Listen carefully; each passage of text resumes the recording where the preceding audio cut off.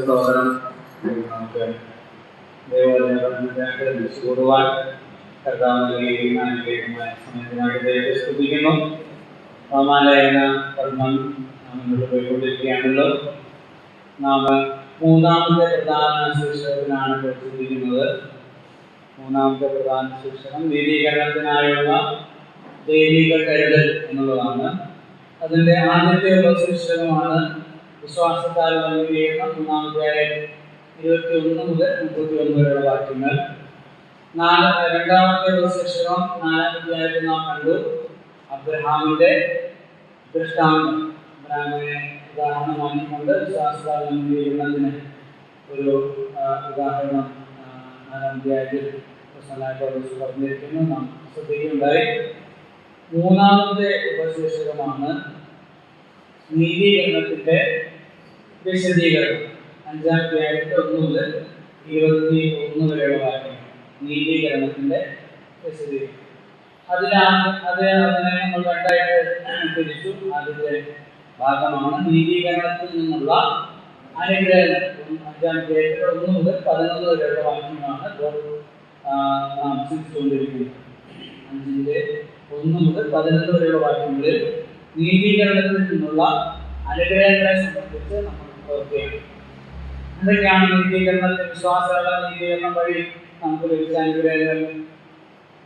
1, ദൈവത്തോട് സമാധാനം. വിശ്വാസത്താൽ നീതീകരിക്കപ്പെട്ടിട്ട് നമ്മുടെ കർത്താവായ യേശുക്രിസ്തു മൂലം നമുക്ക് ദൈവത്തോട് സമാധാനമുണ്ട്. വാക്യങ്ങളൊക്കെ പറയുമ്പോൾ കൂടെ ചേർന്ന് പറഞ്ഞ് പഠിക്കാനായിട്ട് ശ്രമിക്കണം. 1, ദൈവത്തോട് സമാധാനം. 2, കൃപയിലേക്ക് പ്രവേശനം. കൃപയിലേക്ക് എങ്ങനെയാണ് പ്രവേശനം കിട്ടിയത്? കൃപയാലാണ് രക്ഷ. പക്ഷെ ആ കൃപയിലേക്ക് നമുക്ക് എങ്ങനെയാണ് പ്രവേശനം കിട്ടിയത്? നാം എന്തെങ്കിലും ചെയ്ത് നാം നന്നായിട്ടല്ല. നമ്മൾ നന്നായിട്ടില്ല. നമ്മൾ ദൈവത്തിന്റെ വിശുദ്ധിയുമായി താരതമ്യം ചെയ്യുമ്പോൾ നമ്മൾ സ്വയത്തിൽ നമ്മൾ നല്ലവർ അല്ല, നമ്മൾ അശുദ്ധരാണ്. അപ്പൊ അവിടെ ദൈവം കൃപ ഒരുക്കിയപ്പോൾ അത് നമുക്ക് സ്വായത്തമായി തീർന്നതും ആ കൃപയിലേക്ക് നമുക്ക് പ്രവേശനം കിട്ടിയതും എന്തിനാലാണ്?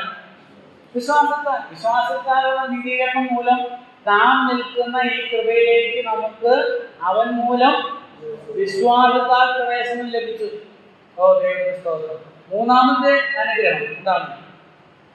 മൂന്നാമത്തെ അനുഗ്രഹം എന്താണ്?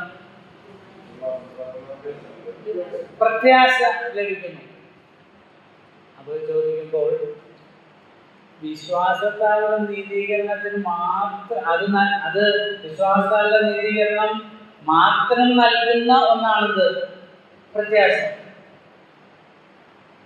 ഒരാൾ സ്വയപ്രയത്നത്തിലൂടെ നീതീകരണം നേടാനാണ് ശ്രമിക്കുന്നതെങ്കിൽ പ്രത്യാശയെ കുറിച്ച് ഉറപ്പുണ്ടോ? അതിനോർക്കൂടെ ആ വ്യക്തി സ്വയമായിട്ട് പരിശ്രമിക്കുകയാണ്. കർമ്മങ്ങളിലൂടെയും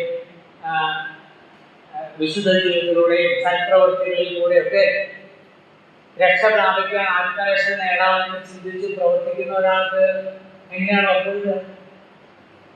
ഒരിക്കലും ഇത്.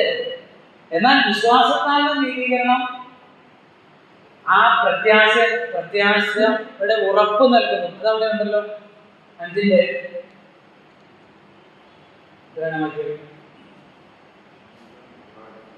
3-ാം വാക്യത്തില് 2-ാം വാക്യത്തിന്റെ ഒടുവിൽ നാം ദൈവകാര്യത്തിന്റെ പ്രത്യാശയിൽ പ്രശംസിക്കുന്നു. 5-ാം വാക്യം പറയുന്നത് പ്രത്യാശയ്ക്കോ എന്തുകൊണ്ട്? ആ പ്രത്യാശ അധിഷ്ഠിതമായിരിക്കുന്നത് എന്തിനല്ല? അത് ക്രിസ്തുവിനാണ്. ക്രിസ്തു കൃപയാൽ ഒരുക്കിയ രക്ഷയിൽ ഞാൻ വിശ്വാസത്താൽ ആശ്രയിച്ചതിനാൽ എന്റെ പ്രത്യാശയ്ക്ക് വരികയില്ല. അപ്പൊ വിശ്വാസത്താലുള്ള നീതീകരണം പ്രത്യാശ ഉറപ്പ് നൽകുന്നു. 4-ാമത്തെ കാര്യം നമ്മൾ ഓർത്തു. ഏതാണ് 4? പുതിയ ഒരു കാഴ്ചപ്പാട് നൽകുന്നു. വിശ്വാസത്താലുള്ള നീതീകരണം പ്രാപിച്ച ആ വിശ്വാസ സംഹിതയിലേക്ക് വന്നവർക്ക് ജീവിതത്തെ സംബന്ധിച്ച് പുതിയ കാഴ്ചപ്പാട് ലഭിക്കും. അതാണ് മൂന്നാമത്. അത് തന്നെയല്ല കഷ്ടത സഹിഷ്ണുതയും സഹിഷ്ണുത, സിദ്ധതയും സിദ്ധത പ്രത്യാശയും ഉളവാക്കുന്നു എന്ന് അറിഞ്ഞ് നാം കഷ്ടങ്ങളിലും പ്രശംസിക്കുന്നു. ലോകത്തിലെ മനുഷ്യർക്ക് കഴിയുമോ? കഷ്ടം വന്നാൽ പ്രശംസിക്കുമോ? ഇല്ല. കഷ്ടം വന്നാൽ നെഞ്ചിത്തടിച്ച് നിലവിളിക്കും, വെറുതെടുക്കും, പ്രാകും, ശപിക്കും, അല്ലേ? എന്നാൽ ഈ വിശ്വാസത്താൽ നീതീകരണം പ്രാപിച്ച ഒരു ദൈവനെ സംബന്ധിച്ചിടത്തോളം കഷ്ടങ്ങളെ വിശുദ്ധ ജീവിതത്തിലേക്കും സ്വഭാവ രൂപീകരണത്തിനും ആത്മീയമായ അനുഗ്രഹങ്ങൾ പ്രാപിക്കുവാനുമുള്ള ഒരു ചവിട്ടുപടിയായിട്ടാണ് അവരതിനെ കാണുന്നത്. കഷ്ടത എന്തുളവാക്കുന്നു? സഹിഷ്ണുത ഉളവാക്കുന്നു. സഹിഷ്ണുത സിദ്ധതയെ ഉളവാക്കുന്നു.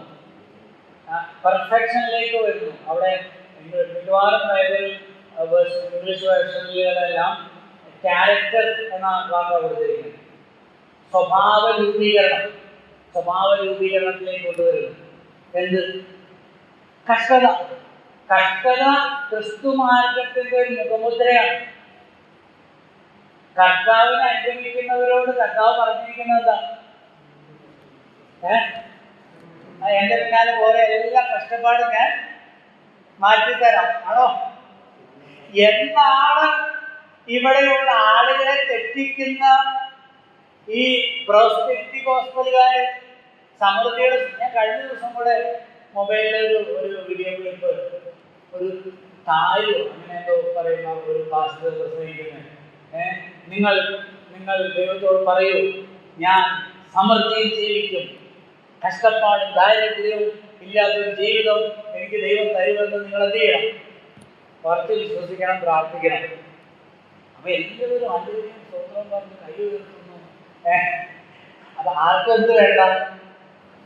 നമ്മൾ ചെറുപ്പം മുതലേ നമ്മൾ പ്രാർത്ഥിച്ചത്, നമ്മളെ മിക്കവാറൊക്കെ നമ്മൾ വിശ്വാസ കുടുംബങ്ങളിൽ ജനിച്ചു വളർന്നവരാണല്ലോ. കുഞ്ഞിന് പോലെ നമ്മൾ എന്താ പ്രാർത്ഥിക്കുന്നത്? അനുഗ്രഹിക്കണേ. നമുക്ക് എന്താ മതി? ഈ അനുഗ്രഹിക്കണേ എന്നുള്ളത് കൊണ്ട് നമ്മൾ എന്താ ഉദ്ദേശിക്കുന്നത്? ഒരു പ്രശ്നങ്ങളും ജീവിതത്തിൽ ഉണ്ടാകരുത് എന്നുള്ളതാണ്. പക്ഷെ കർത്താവ് അത് വാഗ്ദാനം ചെയ്തിട്ടില്ല. ഒരാൾ വിശ്വാസത്താൽ നീതീകരണം പ്രാപിക്കുന്നത് എന്ത് പറയുമ്പോഴാണ്? അവൻ എന്ത് ചെയ്യുമ്പോഴാണ്? വിശ്വാസത്താൽ നമ്മൾ നീതീകരിക്കപ്പെട്ടല്ലോ. അത് നമ്മൾ എന്ത് ചെയ്തപ്പോഴാണ് നമുക്ക് ആ നീതീകരണം കിട്ടിയത്? വിശ്വസിച്ചപ്പോൾ. പക്ഷെ വിശ്വാസം മാത്രമാണോ?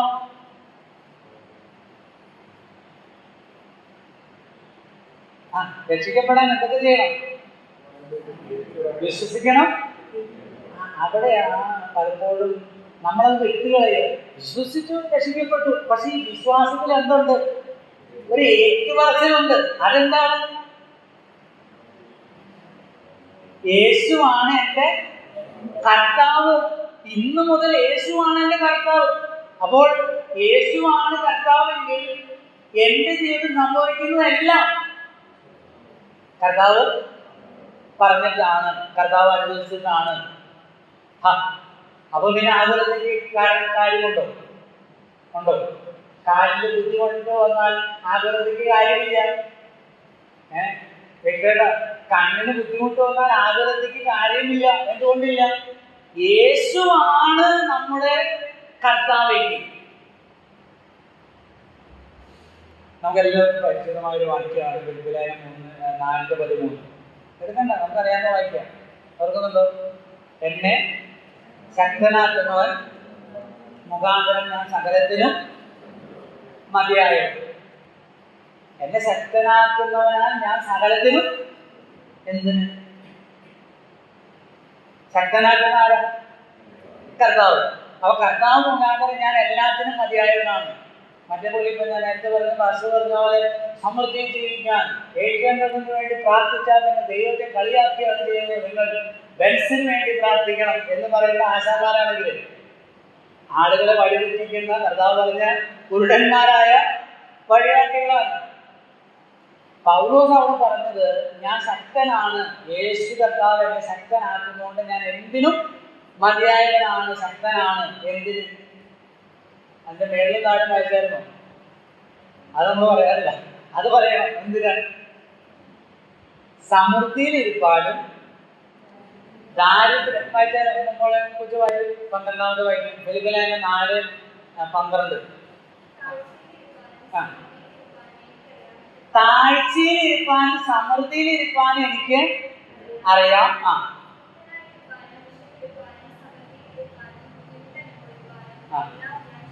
എല്ലാം ഞാൻ ശീലിച്ചിട്ടുണ്ട്. താഴേക്ക് വായിച്ചു. അവിടെ മുകളിൽ ഒരു വാക്കുണ്ട്, ഞാൻ പഠിച്ചിട്ടുണ്ട്. അപ്പൊ എനിക്ക് അറിയാം, ഞാൻ പഠിച്ചിട്ടുണ്ട്, ഞാൻ ശീലിച്ചിട്ടുണ്ട്. എന്ത്?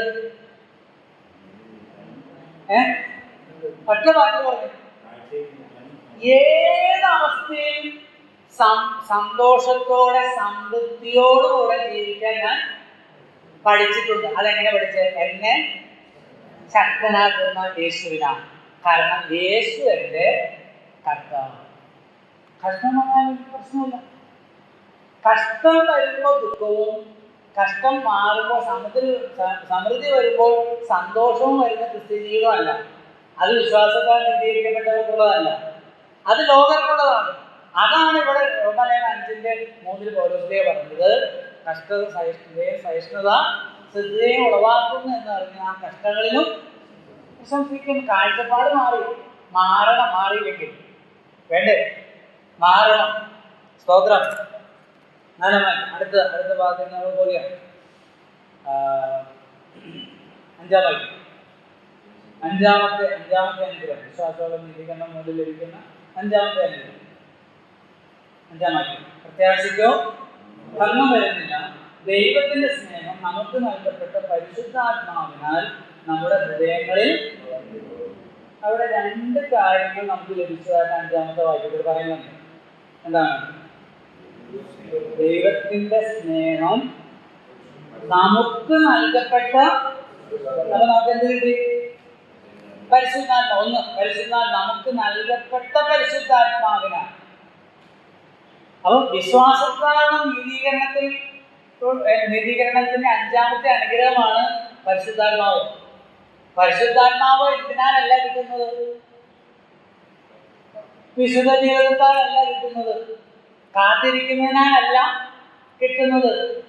അങ്ങനെയാണ് കൊടുക്കുന്നതെങ്കിൽ ഇവിടെ ആർക്കും അത് കിട്ടില്ല.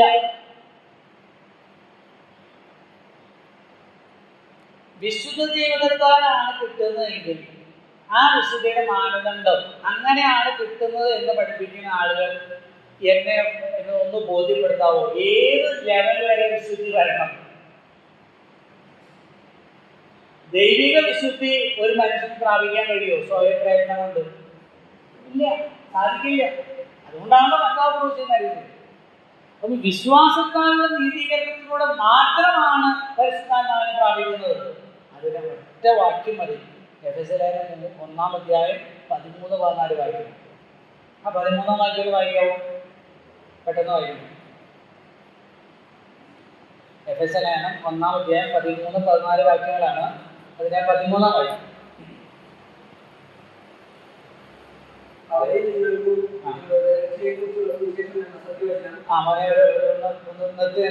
അവനും നിങ്ങൾക്കും നിങ്ങളുടെ രക്ഷയെ കുറിച്ചുള്ള സുവിശേഷം എന്ന സത്യവചനം. രക്ഷ എവിടെയാ? സുവിശേഷത്തെ കുറിച്ചുള്ള, നിങ്ങളുടെ രക്ഷയെ കുറിച്ചുള്ള എന്ന സത്യവചനം, സുവിശേഷം എന്ന സത്യവചനം നിങ്ങൾ കേൾക്കുകയും അവനെ കേൾക്കണം, കേട്ടിട്ട് എന്ത് ചെയ്യണം? വിശ്വസിക്കണം. അങ്ങനെ വിശ്വസിക്കുന്നവർക്ക്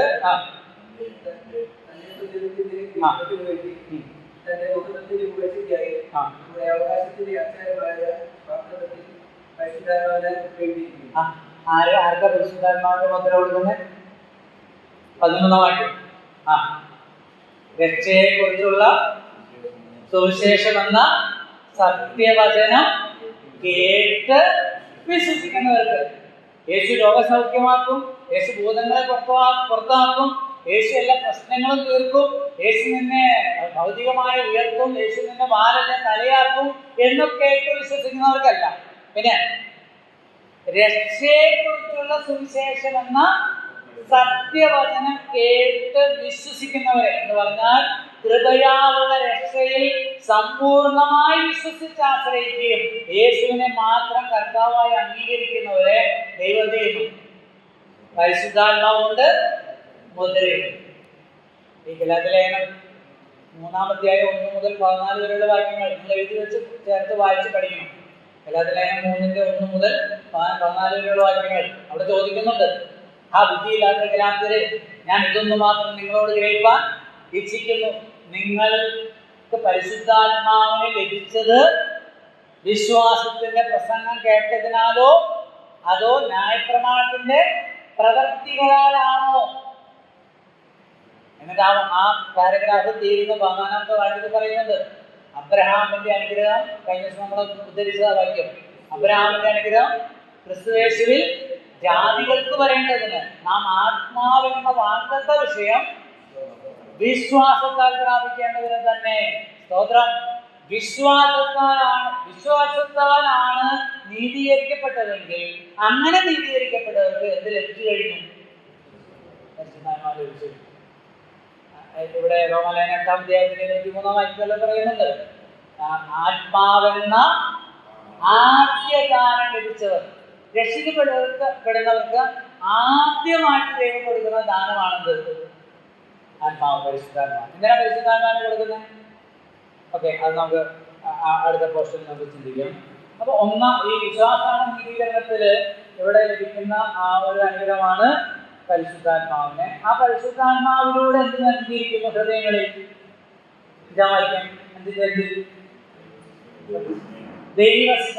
ദൈവസ്നേഹം നമുക്ക് നൽകപ്പെട്ട പരിശുദ്ധാത്മാവിനെ നമ്മുടെ ഹൃദയങ്ങൾ പറഞ്ഞിരിക്കും. ദൈവസ്നേഹം. അപ്പൊ രക്ഷിക്കപ്പെടാത്തവർക്ക് സ്നേഹമില്ലേ? അല്ലെങ്കിൽ വിശ്വാസത്താൽ നീതീകരിക്കപ്പെടാത്തവർക്ക് സ്നേഹമില്ലേ? ചോദ്യം ചോദിച്ച് ബുദ്ധിമുട്ടിക്കുകയല്ലേ? സ്നേഹമുണ്ടോ ഇല്ലേ? സ്നേഹമുണ്ട്. അതേ സ്നേഹം ലോകസ്നേഹമാണ്. എന്താ പറഞ്ഞ? മാനുഷിക സ്നേഹം, ലോകസ്നേഹം, സ്വാഭാവികമായ സ്നേഹം. എന്നാൽ ഇവിടെ അത് എടുത്തു പറഞ്ഞിട്ടുണ്ട്, ദൈവത്തിന്റെ സ്നേഹം നമുക്ക് നൽകപ്പെട്ട പരിശുദ്ധാത്മാവിനെ നമ്മുടെ ഹൃദയങ്ങളിൽ, അതെങ്ങനെയുള്ള സ്നേഹമാണെന്നാണ് അതിന്റെ താഴെയുള്ള വാക്യങ്ങൾ വിശദീകരിക്കുന്നത്. വാക്യം, നാം ബലഹീനരായിരിക്കുമ്പോൾ തന്നെ ക്രിസ്തു തക്ക സമയത്ത് അബദ്ധർക്ക് വേണ്ടി മരിച്ചു. നീതിമാന് വേണ്ടി ആരെങ്കിലും മരിക്കുന്നത് ദുർലഭം, ഗുണവാന് വേണ്ടി പക്ഷെ മരിപ്പാൻ തുല്യമായിരിക്കും. ക്രിസ്തുവോ നാം പാപികളായിരിക്കുമ്പോൾ തന്നെ നമുക്ക് വേണ്ടി മരിക്കാൻ ദൈവം തനിക്ക് നമ്മോടുള്ള സ്നേഹത്തെ, ആരാധനയ്ക്ക് ചിന്ത പറയാൻ വേണ്ടി എഴുതിയതല്ല വാക്യം. ഈ വാക്യം എഴുതിയത് ഈ 5-ാം വാക്യത്തിൽ പറഞ്ഞ കാര്യം വിശദീകരിക്കുന്ന എന്താണ് ദൈവസ്നേഹം എന്ന് പറയാം. ദൈവത്തിന്റെ സ്നേഹം നമുക്ക് നൽകപ്പെട്ട പരിശുദ്ധാത്മാവ് നമ്മുടെ ഹൃദയങ്ങളിൽ നൽകിയിരിക്കുകയാണ്. അപ്പൊ ദൈവത്തിന്റെ സ്നേഹം എങ്ങനെയുള്ള സ്നേഹം പറഞ്ഞേ? 6, 7, 8 വാക്യത്തിൽ പറഞ്ഞേ.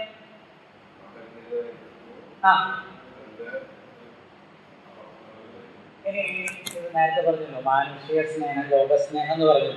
അതെങ്ങനെയുള്ള സ്നേഹം? ലോകസ്നേഹം. ഇവിടെ നമ്മൾ ദൈവസ്നേഹത്തെ കുറിച്ചാണ് പഠിക്കുന്നത്. അപ്പൊ അതിന്റെ വിപരീതമാണ് ലോകസ്നേഹം. ഈ ലോകത്തിലുള്ള സാധാരണ ലോകസ്നേഹം, ആ സ്നേഹത്തിന്റെ പ്രത്യേകത എന്താ?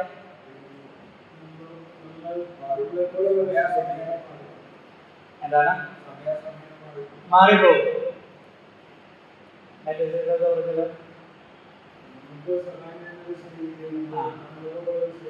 അതെ, ഏതാ? അതാ ഇവിടെ പറയുന്നത്. ഇനി മത്തായി 5 കർത്താവ് പറഞ്ഞിട്ടുണ്ടല്ലോ അല്ലേ, നിങ്ങളെ സ്നേഹിക്കുന്നവരെ സ്നേഹിച്ചാൽ എന്ത് പ്രയോജനം അല്ലേ? എന്ത് പ്രത്യേകതയാണുള്ളത്? നമ്മളോട് ഇഷ്ടമുള്ളവരോട് ഇഷ്ടം കൂടുക എന്നുള്ളതാണ് മനുഷ്യന്റെ ഒരു പ്രത്യേകത അല്ലേ? നമ്മളെ ഗൗരവിക്കാത്തവരെ എങ്ങനെ സ്നേഹിക്കുന്നു? അപ്പൊ എനിക്ക് കഥ പറഞ്ഞോ, നിങ്ങളുടെ ശത്രുക്കളെ സ്നേഹിക്കും. എന്നിട്ടാണ് ഇവിടെ പറഞ്ഞിരിക്കുക, നാം അബദ്ധരായിരുന്നപ്പോൾ. മൂന്ന് നാല് കാര്യങ്ങൾ പറഞ്ഞിട്ടുണ്ട്. പിന്നെ നാം ബലഹീനരായിരുന്നപ്പോൾ. ബലഹീനരെ സ്നേഹിക്കും. നമ്മൾ ആരോടടുത്ത് നിൽക്കാനാണ് താല്പര്യം? ഇത് ഈ സംഗതി ക്ലിക്കായിപ്പെട്ടല്ലോ, ഇത് പ്രകാശിക്കപ്പെട്ടപ്പോൾ പല ജീവിതത്തിലെ പല രീതികൾക്ക് മാറ്റം വരുത്താൻ ഇത് കർത്താവിനെ സഹായിച്ചു. ഇപ്പൊ നമ്മളൊരു മീറ്റിങ്ങിന് പോയൊരു ഫംഗ്ഷന് പോയൊരു ഒരു വിവാഹത്തിന് പോയൊരു അല്ലെങ്കിൽ ഒരു ഹൗസ് വാമിങ്ങിന് പോയി ഏറ്റവും പാവപ്പെട്ട ആളുകൾ, ഏറ്റവും ബലഹീനരായ ആളുകളെ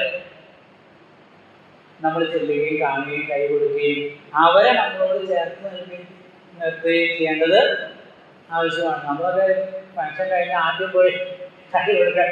അപ്പൊ ഇത് ക്ലിക്കായപ്പോൾ, ഇത് മനസ്സിലായപ്പോൾ അത് തിരുത്തി. ആ പരിപാടി ചെയ്യും, അത് തിരുത്തി.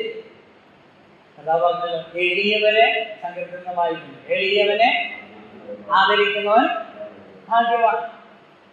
അപ്പൊ നമ്മൾ ബലഹീനമാണ്, നമ്മളെ ആര് രക്ഷിക്കും? അപ്പൊ ബലവാനായ കർത്താവ് വന്നു, അതാണ് സ്നേഹം. ഇനി നീതിമാന് വേണ്ടി ആരെങ്കിലും മരിക്കുന്നത് ദുർലഭം. ഗുണവാന് വേണ്ടി പക്ഷെ ആരെങ്കിലും നിന്ന് പോയോ? അത് സ്ക്രീൻ ഓഫ് ആയത് ഇല്ല. ഓക്കെ. അപ്പോ പക്ഷെ അത് പറഞ്ഞതിന്റെ അർത്ഥം എന്താ? നമ്മൾ ആരല്ലോ? നമ്മൾ ഈ നീതിമാന്മാരും പെടുകയല്ല, ഗുണവാന്മാരും പെടുകയല്ല. എന്നിട്ട് അടുത്ത വാക്ക് പറയുന്നത് ക്രിസ്തുവോ നാം പാപികളായിരിക്കുമ്പോൾ തന്നെ നമുക്ക് വേണ്ടി മരിക്കുക നമ്മളുടെ സ്നേഹത്തെ കണ്ടോ. ഈ നീതിമാനുമല്ല ഗുണവാനുമല്ല, പിന്നെ ആരാ? പാപി. അങ്ങനെയുള്ളവനെ എന്ത് ചെയ്തു? സ്നേഹിച്ചു. ആ പറഞ്ഞു വന്നതിന്റെ അർത്ഥം എന്താ? എന്തിനത് പറഞ്ഞത്? ആ സ്നേഹമാണ് വിശ്വാസത്താൽ നീതീകരിക്കപ്പെട്ടവരുടെ ഹൃദയത്തിൽ കർത്താവ് എന്റെ ബ്രദറെ. പക്ഷെ അത് അങ്ങനെ അത് പ്രകടിപ്പിക്കാൻ പറ്റുന്നില്ലല്ലോ. അത് എന്തുകൊണ്ടാണെന്നുള്ളതും അതിനെന്താ ചെയ്യേണ്ടതെന്നുള്ളതും 6-ാം അധ്യായത്തിൽ വരുമ്പോൾ നമ്മൾ അതിനുള്ള മരുന്ന് 6-ാം അധ്യായത്തിലുണ്ട്. ഒറ്റമൂലിയുണ്ട്. വലിയ ബുദ്ധിമുട്ടുള്ള കാര്യമല്ല, ഒറ്റമൂലി കഴിച്ചാൽ മതി. സ്തോത്രം. മുന്നോട്ട് പോകാം. അപ്പോൾ നമ്മൾ 6 കാര്യങ്ങൾ ഇപ്പോൾ പറഞ്ഞു.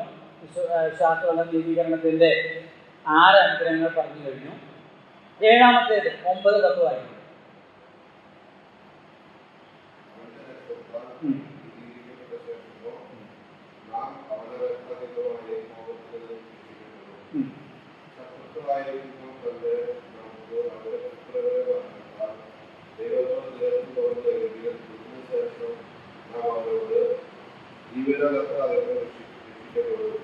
മതി.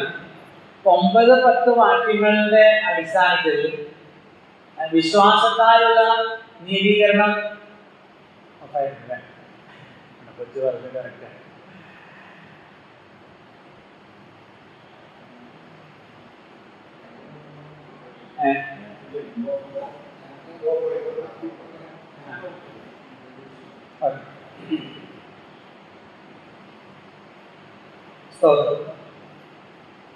ആറാമത്തെ വിശ്വാസീകരണത്തിന്റെ 6-ാമത്തെ അനുഗ്രഹമാണ് സമ്പൂർണ്ണ രക്ഷ നൽകും.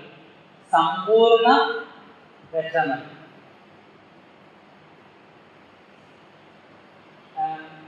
സുശേഷൊക്കെ പറയാനായിട്ട് പോകുമ്പോൾ ആളുകൾ പറയുന്ന ഒരു കാര്യം, മരിച്ചു കഴിഞ്ഞാൽ നമ്മള് കർമ്മങ്ങളൊക്കെ ചെയ്യുന്നുണ്ട്, നന്നായി ജീവിക്കാനായിട്ട് ശ്രമിക്കുന്നുണ്ട്.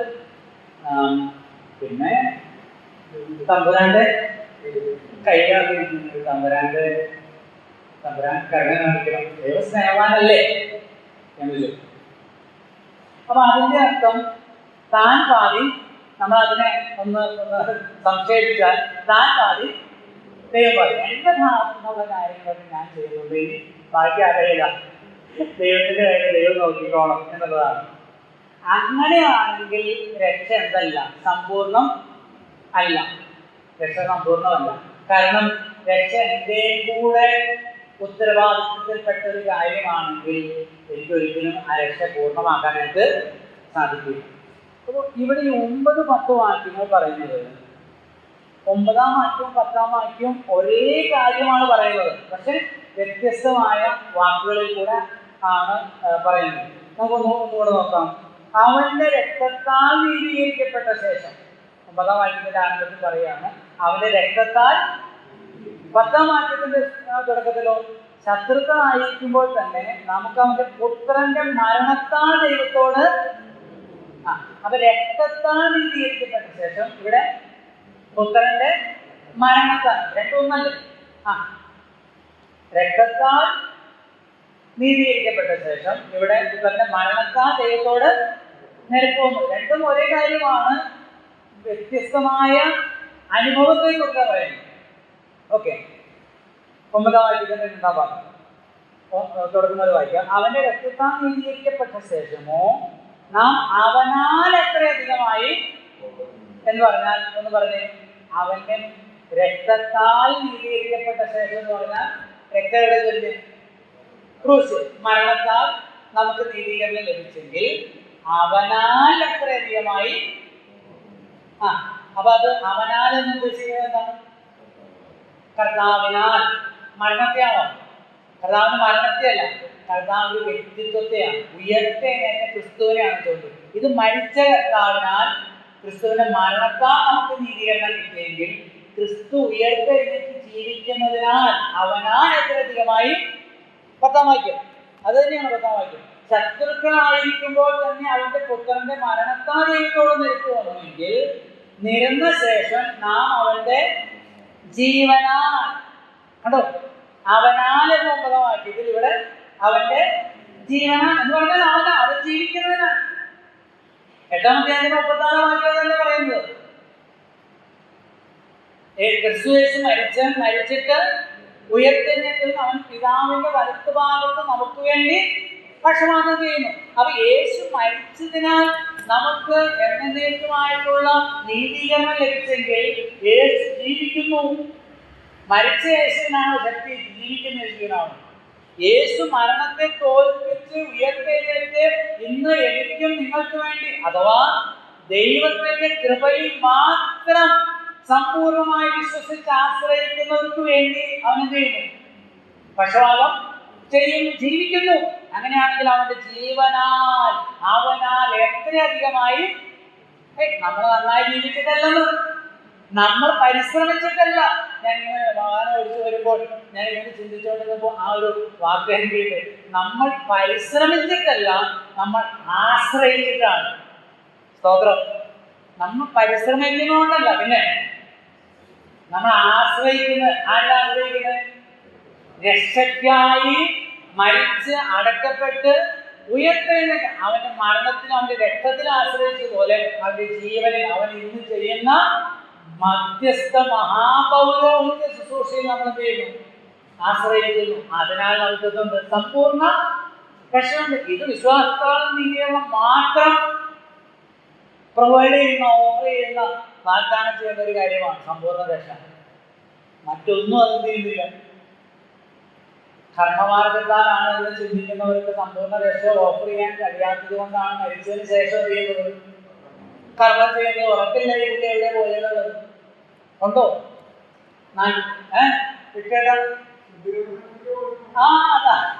അതാണ് കുഴപ്പം. സ്വർഗത്തിൽ പോയെന്നുള്ളത് ഉറപ്പില്ല, ശുദ്ധീകരണ സ്ഥലത്ത് പോയെന്ന് ഊഹിക്കുന്നു. അല്ലേ? അതുറപ്പാ. അതൊക്കെ നല്ല കാര്യം. അത്രയും ഓർമ്മയുണ്ട്. അങ്ങനെ ആ വ്യക്തിയെ ആ ശുദ്ധീകരണ സ്ഥലത്ത് നിന്ന് സ്വർഗരാജ്യത്തിലേക്ക് പ്രവേശിപ്പിക്കാൻ എങ്ങനെയും കൊണ്ടുപോകാനാണ് ഈ 14-നും 18-നും 40-നും പിന്നീട് ആണ്ടോടാണ്ട് ചെയ്യുന്നത്. കർമ്മങ്ങൾ ചെയ്യുന്നത് എത്ര ആണ്ട് ചെയ്യണം? അല്ല, കണക്കില്ലാത്തതുകൊണ്ടല്ല, അതറിയില്ല. കാരണം ഈ ഉറപ്പ് ഇവിടെ പറഞ്ഞല്ലോ, എത്ര അധികമായി രക്ഷിക്കപ്പെടും. അവന്റെ പുത്രന്റെ മരണത്താൽ, അവന്റെ രക്തത്താൽ നീതീകരണവും ദൈവത്തോട് നിരപ്പും ഉണ്ടായെങ്കിൽ അവനാൽ, അവന്റെ ജീവനാൽ എത്രയധികമായി രക്ഷിക്കപ്പെടും, കോപത്തിൽ നിന്ന് വിടുവിക്കപ്പെടും. ആ ഒരു ഉറപ്പ് അത് ഇവിടെ ഉണ്ടെന്ന്, പുത്രനിലുണ്ടെന്ന്, പുത്രനിൽ മാത്രം. അതാണ് നമ്മൾ വിശ്വസിച്ചത്. അതാണ് നമ്മൾ വിശ്വസിച്ചത്. ഈ റോമാലേഖനം പഠിക്കുമ്പോൾ നമ്മൾ ഞാൻ തുടക്കത്തിൽ പറഞ്ഞു, നമ്മൾ ആരാണെന്നും നമ്മൾ എന്താണെന്നും നമ്മൾ എന്താണ് വിശ്വസിക്കുന്നത് നമ്മൾ മനസ്സിലാക്കുന്നത്. അതാണല്ലോ ആദ്യം മനസ്സിലാക്കുന്നത്. ബേസ് അറിയണമല്ലോ. സ്തോത്രം. ഒടുവിലത്തെ കാര്യം, 8ാമത്തെ അനുഗ്രഹം, വിശ്വാസമുള്ള നീതീകരണത്തിന്റെ 8ാമത്തെ അനുഗ്രഹം, 11ാം അനുഗ്രഹം. അത്രയുമല്ല, നമുക്ക് ഇപ്പോൾ നിരപ്പ് ലഭിച്ചതിന് കാരണമായ നമ്മുടെ കർത്താവായ യേശുക്രിസ്തു മുഖാന്തരം നാം ദൈവത്തിൽ വിശ്വാസത്താലുള്ള നീതീകരണം സ്വയം പ്രശംസ ഇല്ലാതാക്കുന്നു. അതൊരു അനുഗ്രഹമാണ് കേട്ടോ. വിശ്വാസത്താലുള്ള നീതീകരണം മൂലം ലഭിക്കുന്ന 8ാമത്തെ അനുഗ്രഹമാണ് എന്ത്? സ്വയം പ്രശംസ ഇല്ലാതാക്കുന്നു.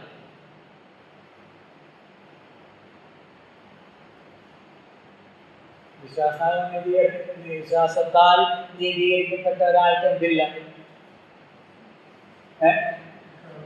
പ്രശംസ ഉണ്ടോ? എന്ത് പറഞ്ഞ് പ്രശംസിക്കാൻ? നമ്മളെന്ത് ചെയ്തു?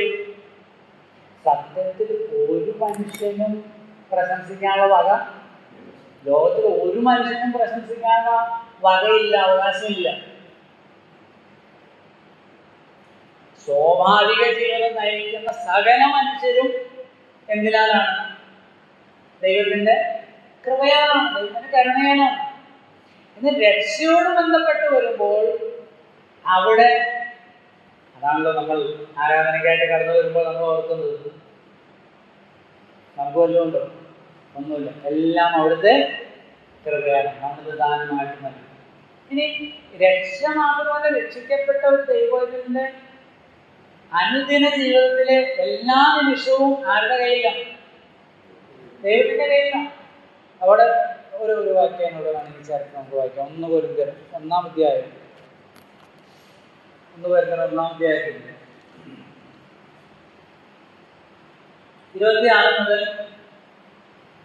31 വരെയുള്ള വാക്യങ്ങളാണ്. കുറിച്ച് വയ്ക്കോളൂ. 1 കൊരിന്ത്യർ 1-ാം അധ്യായത്തിന്റെ 26 മുതൽ 31 വരെ.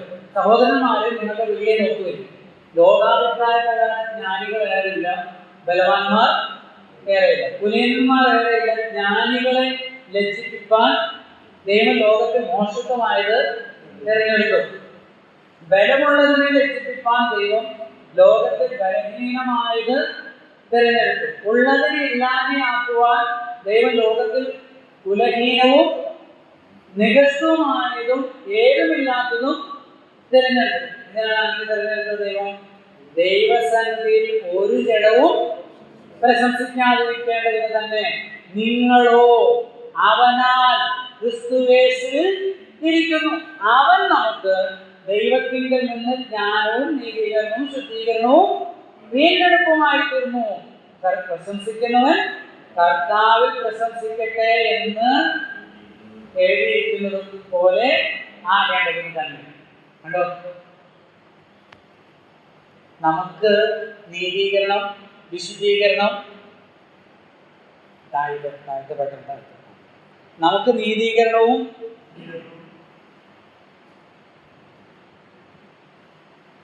എന്താണ് നമ്മൾ വായിച്ചത്?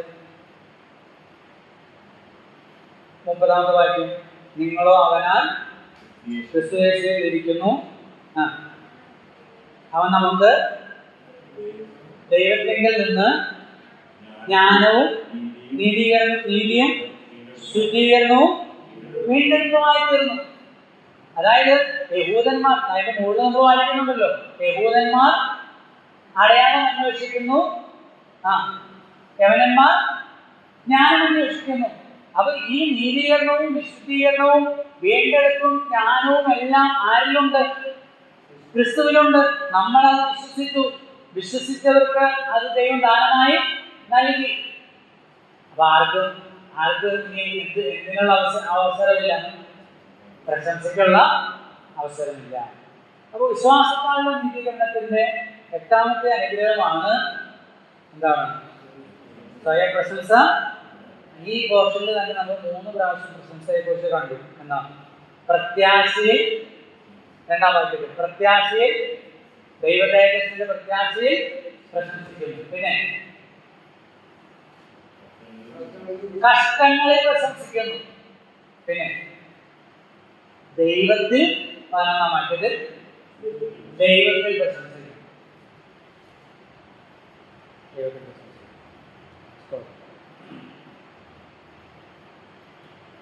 ഇത് പറയാൻ കാരണം നമ്മളിതിലേക്ക് പിന്നാമ്പുറത്തേക്ക് പോയാൽ ഇനിയും സമയം പോവുകയാണ്.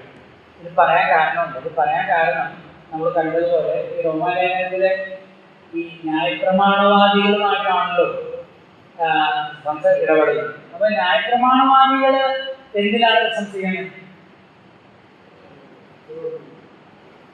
പ്രവൃത്തി, അല്ലെങ്കിൽ ഒന്നുകൂടെ പറഞ്ഞ ജഡത്തിലാണ്. ഈ പ്രവൃത്തിയിൽ പ്രശംസിക്കുന്നു എന്ന് പറയുന്ന ആ വ്യക്തി എന്തിനാണ് പ്രശംസിക്കുന്നത്?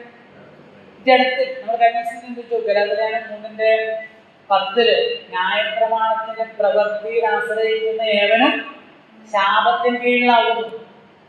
അപ്പൊ പ്രവൃത്തിയിൽ ആശ്രയിക്കുന്ന ശരീരം കൊണ്ട് ചെയ്ത കർമ്മങ്ങളിലാണ് അവൻ ആശ്രയിക്കുന്നത്.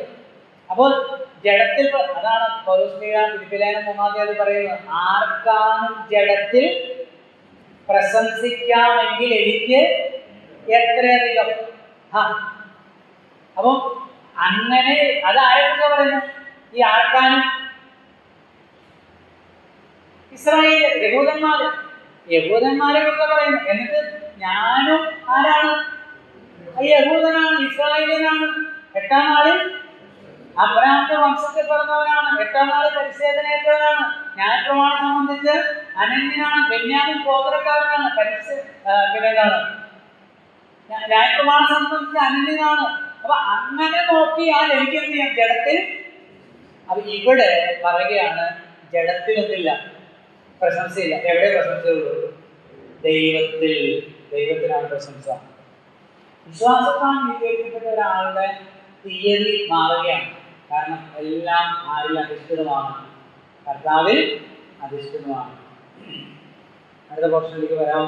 12 മുതൽ 21 വരെയുള്ള വാക്യങ്ങളിൽ നീതീകരണത്തിന്റെ അടിസ്ഥാനം എന്നുള്ളതാണ്. നീതീകരണത്തിന്റെ അടിസ്ഥാനം. നീതീകരണം ആവശ്യമായി വന്നതിന്റെ കാരണം അവിടെ 12ാം വാക്യത്തിൽ പറയുന്നു. 12ാം വാക്യം, അതുകൊണ്ട് ഏക മനുഷ്യനാൽ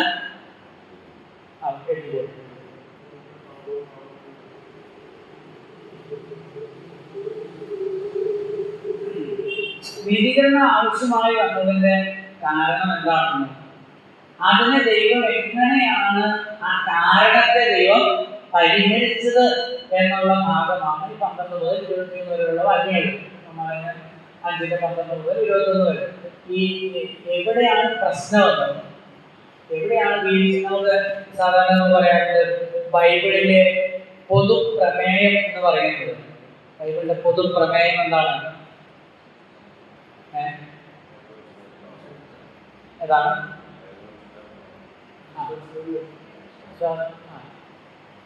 ബൈബിളില് നമ്മൾ ഉൽപ്പത്തി മുതൽ വെളിപ്പാട് വരെയുള്ള വേദപുസ്തകം വായിക്കുമ്പോൾ മനുഷ്യന്റെ മനസ്സിലേക്ക് കടന്നു വരേണ്ടുന്ന കാര്യം, വീണുപോയ മനുഷ്യനും വീണ്ടെടുപ്പുകാരനായ ദൈവവും. ഈ ഉൽപ്പത്തി പുസ്തകത്തിൽ ആരംഭത്തിൽ മനുഷ്യൻ എന്ത് ചെയ്യും? വീണുപോയി. ദൈവം ഒരിക്കൽ വീണ്ടെടുപ്പിനെ സംബന്ധിച്ചുള്ള ചരിത്രപരമായ ഒരു രേഖയാണ് ബൈബിൾ ആകത്തുക എന്ന് പറയുന്നത്. വീണ്ടുപോയ മനുഷ്യന് വീണ്ടെടുപ്പുകാരനായ ദൈവമാണ്. അപ്പൊ ആ ഒരു കാര്യമാണ് ഈ 12 മുതൽ 21 വരെയുള്ള വാക്യങ്ങൾ പറഞ്ഞിരിക്കുന്നത്. എവിടെയാണ് പ്രശ്നമെന്നും ആ പ്രശ്നത്തെ ദൈവം എങ്ങനെയാണ് പരിഹരിച്ചതെന്നുള്ളതാണ് അടിസ്ഥാനപരമായ ഒരു വിശദീകരണമാണ്. 12 മുതൽ നമുക്ക് വായിക്കാം. 12ാം വാക്യം നമുക്കറിയാം. അതുകൊണ്ട് ഏകമനുഷ്യനാൽ പാപവും പാപത്താൽ മരണവും ലോകത്തിൽ കടന്നു, ഇങ്ങനെ എല്ലാവരും പാപം ചെയ്യിക്കാൻ മരണം സകല മനുഷ്യരിലും പരന്നിരിക്കുന്നു. താഴേക്ക് നമുക്ക് വായിക്കാം. ലോകത്തിൽ പാപമോ ന്യായപ്രമാണം വരെ ലോകത്തിനുണ്ടാകരുത്. എന്നാൽ ന്യായപ്രമാണം ഇല്ലാതിരിക്കുമ്പോൾ പാപത്തെ നമ്മുടെ ഈ ഒരു കാര്യം ഞാൻ വീണ്ടും കൂടി പറയുക. ഈ ന്യായപ്രമാണം എന്ന വിഷയം ഇതിന്റെ ഇടയിൽ എന്ത് കടന്നു വരുന്നുണ്ട്. ഈ അപ്പോസ്തലനായ പൗലോസിന്റെ എല്ലാ ലേഖനങ്ങളിലും, കാരണം പൗലോസ്ലീഹ തന്റെ ജീവിത കാലഘട്ടത്തിൽ നേരിട്ട ഏറ്റവും വലിയ വെല്ലുവിളി എന്ന് പറയുന്നത് ഈ ന്യായപ്രമാണവാദികളിൽ നിന്ന് നേരിട്ട ഈ ദുരുപദേശത്തെ എതിർക്കുക എന്നുള്ളതായിരുന്നു. ഈ കാലഘട്ടത്തിൽ അതിന്റെ വേറെ രൂപത്തിലാണ് വരുന്നത് പ്രവൃത്തിയായുള്ള രക്ഷ. അന്ന് ന്യായപ്രമാണം അനുഷ്ഠിക്കണം, പരിശീലനയായിരിക്കണം എന്നുള്ളതാണ്. അപ്പോൾ ഈ അടിസ്ഥാനപരമായ തത്വങ്ങൾ വിശദീകരിക്കുമ്പോൾ ന്യായപ്രമാണത്തെയും കൂടെ ചേർത്ത് വെച്ചിട്ടാണ് എന്ത് ചെയ്യുന്നത്. നമ്മൾ കൊരിന്ത്യർക്കെതിരെ 2-ാം ലേഖനം പഠിക്കുമ്പോൾ അവിടെ പൗലോസ് കൊരിന്ത്യ സഭയുമായിട്ടുള്ള ആ ഒരു സംഘർഷത്തിൽ വ്യക്തിപരമായ വൈകാരികമായ കുറെ കാര്യങ്ങളാണ് രേഖപ്പെടുത്തുന്നതെങ്കിലും അതിൻ്റെ ഇടയിലും ഈ കാര്യങ്ങൾ രേഖപ്പെടുത്തിയിട്ടുണ്ട്. ഭരണം രേഖ വായിക്കുമ്പോൾ നമുക്ക് മനസ്സിലാക്കാൻ സാധിക്കും. ഓക്കെ, ഈ 13-ാം വാക്യം പറയുന്നത് പാപമോ ന്യായപ്രമാണം വരെ ലോകത്തിൽ ഉണ്ടായിരുന്നു. എന്നാൽ ന്യായപ്രമാണം ഇല്ലാതിരിക്കുമ്പോൾ പാപത്തെ കണക്കിടുന്നില്ല. എന്താ പറയുക? പാപത്തെ സംബന്ധിച്ചുള്ള പ്രമാണങ്ങൾ വന്നത് എപ്പോഴാണ്? ന്യായപ്രമാണം മുഖാന്തരം, മോശ വഴിയാണ് ആണല്ലോ.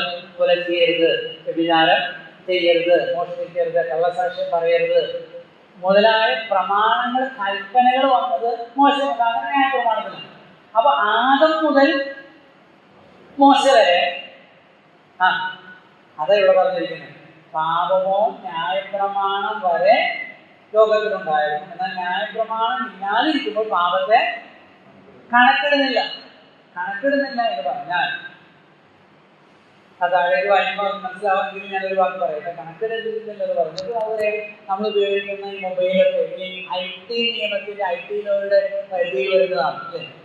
ഈ IT ലോ വന്നത് എപ്പോഴാണ്?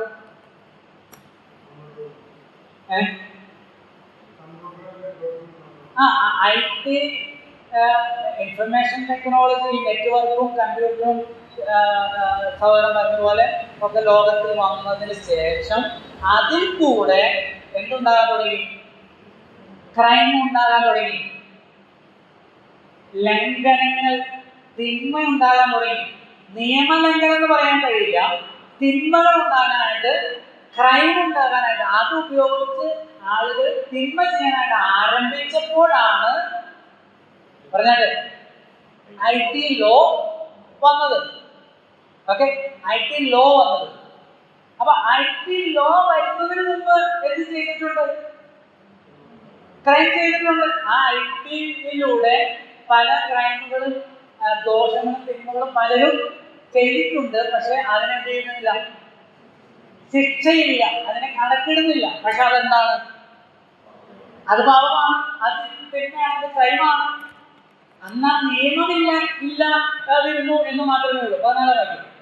എങ്കിലും കണക്കിടുന്നില്ല എങ്കിലും വരുവാനുള്ളവന്റെ പ്രതിരൂപമായ ആദാമിന്റെ ലംഘനത്തിന് തുല്യമായി പാപം ചെയ്യാത്തവരിലും മരണം ആദം മുതൽ മോശ വരെ. എന്താ മനസ്സിലായേ? ഇല്ല, മനസ്സിലാവാൻ സാധ്യതയില്ല. ഒന്നുകൂടെ വായിക്കാം. എങ്കിലും എന്ന് പറയുന്നത് കണക്കിടുന്നില്ല എങ്കിലും, നിയമമില്ലാത്തതിനാൽ കണക്കിടുന്നില്ല എങ്കിലും വരുവാനുള്ളവന്റെ പ്രതിരൂപമായ ആദമിന്റെ, വരുവാനുള്ളവനാരാ? കർത്താവായ യേശുക്രിസ്തുവിന്റെ പ്രതിരൂപമാണ് ആര്? ആദാം. അതായത് യേശുക്രിസ്തു എന്താണോ അതിന്റെ അല്ല, അത് താഴേക്ക് പറയുന്നുണ്ട്.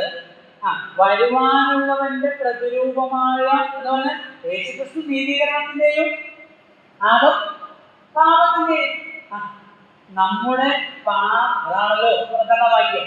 ഏക മനുഷ്യനാൽ പാപവും പാപകരമാകും. നമ്മുടെ പാപ സ്വഭാവത്തിന്റെ പിതാവാണ് ആദാം. നമ്മുടെ നീതീകരണത്തിന്റെ പിതാവാണ് ആര്? ക്രിസ്തു. അപ്പൊ രണ്ട് പ്രതിരൂപങ്ങൾ, രണ്ട് പ്രതിപുരുഷന്മാരാണ്, രണ്ട് പ്രതിപുരുഷന്മാരാണ്. ഓക്കെ. എങ്കിലും വീണ്ടും വീണ്ടും വായിക്കേണ്ടതായിട്ട് വരും. എങ്കിലും വരുവാനുള്ളവന്റെ പ്രതിരൂപമായ ആദമിന്റെ ലംഘനത്തിന് തുല്യമായി പാപം ചെയ്യാത്തവരുണ്ട്.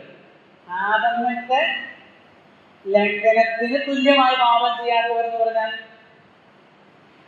ആദം പാപം ചെയ്യുമ്പോൾ അവിടെ വ്യക്തമായിട്ടുള്ള ഒരു കൽപ്പന ഉണ്ടായിരുന്നു. അപ്പൊ ആ കൽപ്പനയെ ആദം എന്ത് ചെയ്തു? ലംഘിച്ചു. അപ്പൊ ആദം മുതൽ മോശ വരെയുള്ള ആളുകൾക്ക് എന്തില്ല?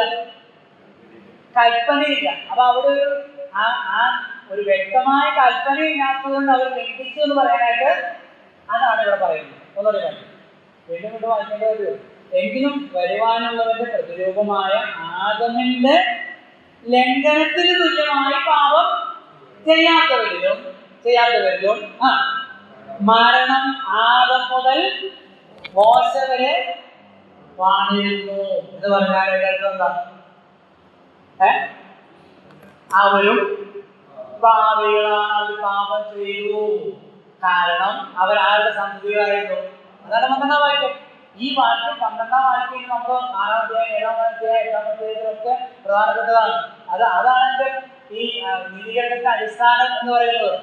ഏക മനുഷ്യനാൽ പാപവും പാപത്താൽ മരണവും ലോകത്തിൽ കടന്നു. ഇങ്ങനെ എല്ലാവരും പാപം ചെയ്യുക, എല്ലാവരും എന്ന് പറയുമ്പോൾ ആദം മുതൽ മോശ വരെയുള്ളവരും, ഇനി മോശ മുതൽ ക്രിസ്തു വരെയുള്ളവരും, അതിന് ശേഷമുള്ളവരും എല്ലാവരും ചെയ്തു, പാപം ചെയ്തു. ആദമിന്റെ സന്തതിയാണോ പാപിയാണ്? പാപം ചെയ്തിട്ടല്ല, പിന്നെ ആദമിക പാപം പ്രവേശിച്ചു. അങ്ങനെ എന്തും പ്രവേശിച്ചു, മരണവും പ്രവേശിച്ചു. 15-ാം. എന്നാൽ ലംഘനത്തിന്റെ കാര്യവും സ്വഭാവത്തിന്റെ കാര്യവും ഒരുപോലെയല്ല. ഏകന്റെ ലംഘനത്താൽ അനേകർ മരിച്ചു എങ്കിൽ ദൈവകൃപയും ഏക മനുഷ്യനായ യേശു ക്രിസ്തുവിന്റെ കൃപയാലുള്ള ദാനവും അനേകർക്ക് വേണ്ടി ഏറ്റവും അധികം കവിഞ്ഞിരിക്കുന്നു. അപ്പൊ ഏകന്റെ ലംഘനത്താൽ ഏക മനുഷ്യനാൽ എന്ത് വന്നു? പാപവും. അവിടെ പറയുന്ന അനേകർ എന്ത് ചെയ്തു? മരിച്ചു. അനേകർ എന്ന് പറഞ്ഞാൽ എല്ലാവരും. ഏക മനുഷ്യനാൽ പാപവും ആ മനുഷ്യനിൽ നിന്ന് ജനിച്ചവരെല്ലാവരും എന്തായി തീർന്നു? മരണത്തിന് അധീനരായി തീർന്നു. എന്നാൽ ഏക മനുഷ്യനായ യേശുക്രിസ്തുവിന്റെ കൃപയാലുള്ള ദാനം അനേകർക്ക് വേണ്ടി ഏറ്റവും അധികം കവിഞ്ഞിരിക്കുന്നതാണ്. യേശുക്രിസ്തുവിനുള്ള ദൈവകൃപ മൂലം മനുഷ്യർക്ക് എന്ത് ലഭിക്കുന്നു? ജീവൻ ലഭിക്കുന്നു. 16-ാം വാക്യം. പാപം ചെയ്തതിന്റെ ഫലവും ദാനത്തിന്റെ കാര്യവും ഒരുപോലെയല്ല. ഏകന്റെ പാപം ശിക്ഷാവധി കൽപ്പിപ്പാൻ ഹേതുവായി തീർന്നു. കൃപാവരമോ അനേക ലംഘനങ്ങളെ മോചിക്കുന്ന നീതീകരണ വിധിക്ക് ഹേതുവായി തീർന്നു. ആദം പാപം ചെയ്തപ്പോൾ എന്തു വന്നു? മരണം. എന്തായിരുന്നു? ശിക്ഷ. തിന്നുന്ന ആള് മരിക്കും. അപ്പൊ അത് ശിക്ഷാവിധിക്ക്, അനേക ശിക്ഷാവിധിക്ക് എന്തായി തീർന്നു? ഹേതുവായി തീർന്നു. എന്നിട്ട് ഇവിടെ ഹേതുവായി തീർന്നു. കൃപാവരമോ അനേക ലംഘനങ്ങളെ മോചിക്കുന്ന നീതീകരണ വിധിക്ക്. ഇവിടെ ഒരു കാര്യം ശ്രദ്ധിക്കണം. അനേക ആളുകൾ ചോദിക്കുന്നത്, ആദം പാപം ചെയ്തത് ഞാൻ എന്താ ചെയ്യേണ്ടത്? ആദം പാപം ചെയ്തതിന് ഞാൻ എന്താ ചെയ്യേണ്ടത്? ഞാൻ എന്ത് തെറ്റ് ചെയ്തത്? ആദത്തിന്റെ കാര്യം അത് നോക്കട്ടെ, എന്റെ കാര്യം ഞാൻ നോക്കാം. നമ്മൾ ചിലർ പറയാൻ വേണ്ടി ചെല്ലുമ്പോൾ ആളുകൾ കൽപ്പിക്കുന്നത് അതവരെ പറയുന്ന ഒരു കാര്യം. അപ്പൊ ആളുകൾ ചോദിക്കുന്നത് അതെന്ത് പരിഹാരം ദൈവം ചെയ്യുന്നത്? അങ്ങനെ വിധിക്കാനായിട്ട് കഴിയുമോ? വിധിക്കാൻ കഴിയും. ദൈവം നീതിയുള്ള ന്യായാധിപതിയാണ്. ഒരു ദേവദാസൻ ഇങ്ങനെ പറഞ്ഞതാണോ എഴുതിയതാണെന്ന് ഞാൻ ഓർക്കുന്നില്ല, പറഞ്ഞത് അതായത് ഈ ദൈവത്തിന്റെ വിധിയെല്ലാം കഴിഞ്ഞു കഴിയുമ്പോൾ ആ വിധി പ്രസ്താവനത്തിന്റെ ആ കോടതി മുറിയിൽ ആരും ശേഷിക്കില്ല എന്നുള്ളതാണ്. അത് എനിക്കൊരു അപ്പീലുണ്ട്, എനിക്കൊരു കാര്യം പറയാനുണ്ട് എന്ന് പറയാനായിട്ട് അവിടെ ആരും ഉണ്ടാകുകയില്ല. ദൈവം എല്ലാം കൃത്യമായിട്ട് നീതിയുള്ള ന്യായാധിപതിയായിട്ട് ദൈവം വിധിക്കുന്നതാണ്. അപ്പീൽ കൊണ്ട് ആവശ്യമില്ല, കാരണം ദൈവം എല്ലാം കൃത്യമായിട്ട് വിധിക്കും. എന്താണ് കാരണം? ഇവിടെ ഏകന്റെ ലംഘനത്താൽ അനേകരുടെ ശിക്ഷാവിധിക്ക് കാരണമായി തീർന്നെങ്കിൽ ദൈവം നിന്നെ രക്ഷിക്കാനായിട്ട് ഒരു ഏകനെ അയച്ചു. എന്നിട്ട് വിശ്വസിക്കുന്നവർക്ക് നീതീകരണ വിധി. നീതീകരണ വിധി എന്ന് പറഞ്ഞാൽ എന്താ? നീതിമാനാണെന്ന് വിധിച്ചു. എപ്പോ വിധിച്ചു? വിശ്വസിച്ചപ്പോൾ വിധിച്ചു. അന്നേരമല്ല, അന്ത്യവിധിയിലല്ല വിധിക്കുന്നത്. അത് യോഹന്നാന്റെ സുവിശേഷത്തിൽ കർത്താവ് പറഞ്ഞില്ലേ, പുത്രനിൽ വിശ്വസിക്കുന്നവൻ നിത്യജീവനുണ്ട്, അവൻ ന്യായവിധി വിട്ട് ജീവനിൽ കടന്നിരിക്കുന്നതാണ്. വിധിപ്രസ്താവം കഴിഞ്ഞു. സ്തോത്രം.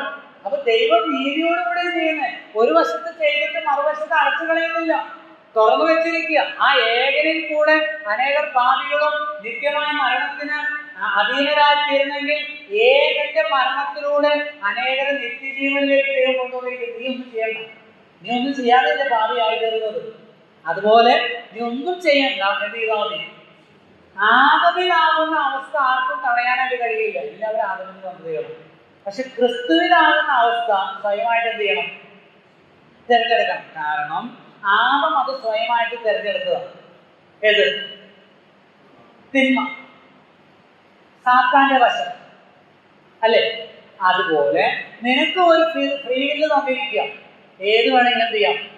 തിരഞ്ഞെടുക്കാം. അങ്ങനെ തിരഞ്ഞെടുക്കുമ്പോൾ സൗജന്യമായ നീതീകരണം അല്ലെങ്കിൽ നീതീകരണ വിധി കർത്താവ് നൽകുകയാണ്. ആ ഒരു വാക്യം വായിച്ച അവസാനം, ഏകന്റെ ലംഘനത്താൽ മരണം ആ ഏകൻ നിമിത്തം വാടുമെങ്കിൽ മരണം പറ്റും. ഏകന്റെ ലംഘനത്താൽ എന്ന് പറഞ്ഞാൽ ആരുടെ ലംഘനത്താൽ? ആദമിന്റെ ലംഘനത്താൽ മരണം ആ ഏകൻ നിമിത്തം വാടുമെങ്കിൽ കൃപയുടെയും നീതികാലത്തിന്റെ സമൃദ്ധി ലഭിക്കുന്നവർ യേശുക്രിസ്തു എന്ന ഏകൻ നിമിത്തം ഏറ്റവും അധികമായ ജീവനിൽ വാഴും.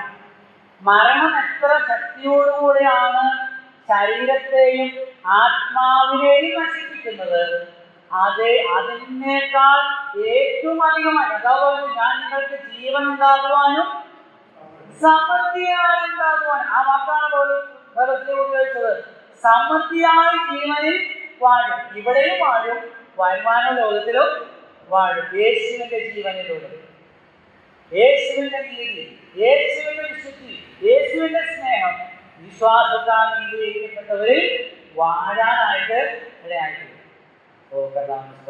ഏകൻ നിമിത്തം മരണം വാങ്ങുമെങ്കിൽ ലോകത്തിൽ വാഴുന്ന ആളുകൾ ചിന്തിക്കുന്നതെന്ന് അറിയാമോ?